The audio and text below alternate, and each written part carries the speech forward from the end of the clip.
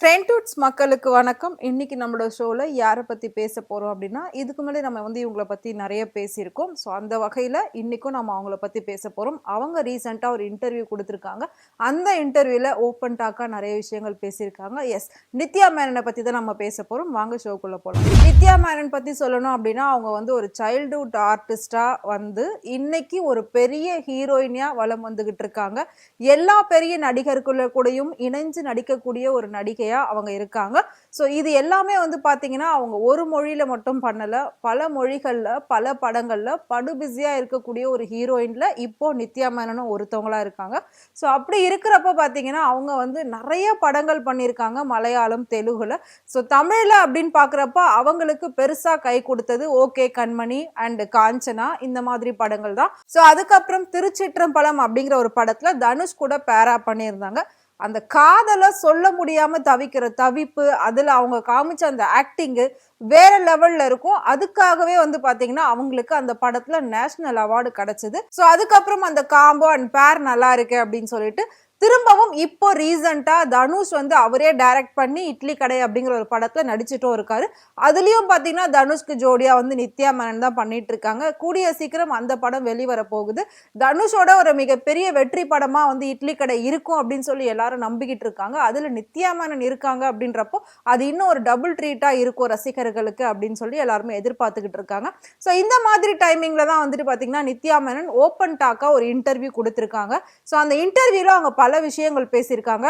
Already நம்ம நித்யா மேனன் பத்தி நிறைய வீடியோஸ்ல பேசியிருக்கோம். அதுல ஒரு வீடியோ வந்து பாத்தீங்கன்னா கொஞ்சம் நெகட்டிவாவே இருக்கும். ஏன் அப்படின்னா அவங்க பண்ண வேலை அப்படின்ற மாதிரி தான் வந்து ஒரு பத்திரிகையாளர் பேசியிருந்தாரு. ஸோ என்ன அப்படின்னா அவங்க வந்துட்டு ஏர்போர்ட்ல தன்னோட ஐபேடை மறந்துட்டாங்க.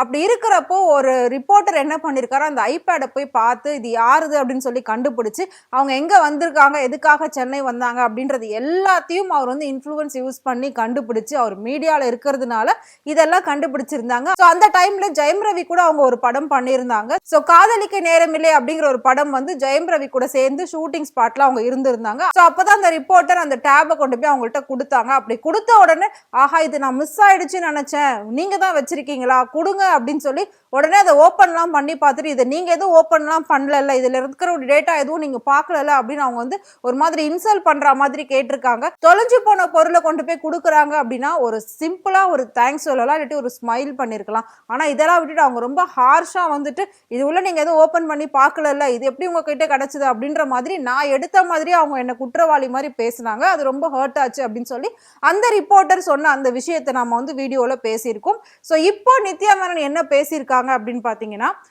எல்லா பெண்கள் மாதிரி தான் நாங்களும், ஆனா ஏன் ஹீரோயின்ஸ்னா ஒரு மாதிரி பாக்குறீங்க, ஒரு சாதாரண பெண்கள்னா ஏன் ஒரு மாதிரி பாக்குறீங்க, அதே 2 கை 2 கால் தான் எங்களுக்கும் இருக்கு அவங்களுக்கும் இருக்கு, என்ன அவங்க படத்துல நடிக்கிற நாங்க படத்துல நடிக்கிறோம், இது ஒரே ஒரு டிஃபரெண்ட் மட்டும் தான் இருக்கே தவிர மற்றபடி பெண்கள் அப்படின்னாலே அவங்கள எந்த அளவுக்கு நீங்க மதிக்கிறீங்களோ அவங்களுக்கு எந்த அளவுக்கு ஒரு ரெஸ்பெக்ட் கொடுக்குறீங்களோ அதே மாதிரி தானே நீங்க எங்களையும் பார்க்கணும், எங்களுக்கும் ரெஸ்பெக்ட் கொடுக்கணும். ஆனா அப்படி யாருமே கொடுக்கறது இல்ல, ரொம்ப ஈஸியா வந்து எல்லாரும் டச் பண்ணி பேசுறாங்க அப்படின்ற மாதிரியான ஒரு விஷயத்த நித்யா மேனன் ரொம்பவே ஓப்பனா சொல்லியிருக்காங்க.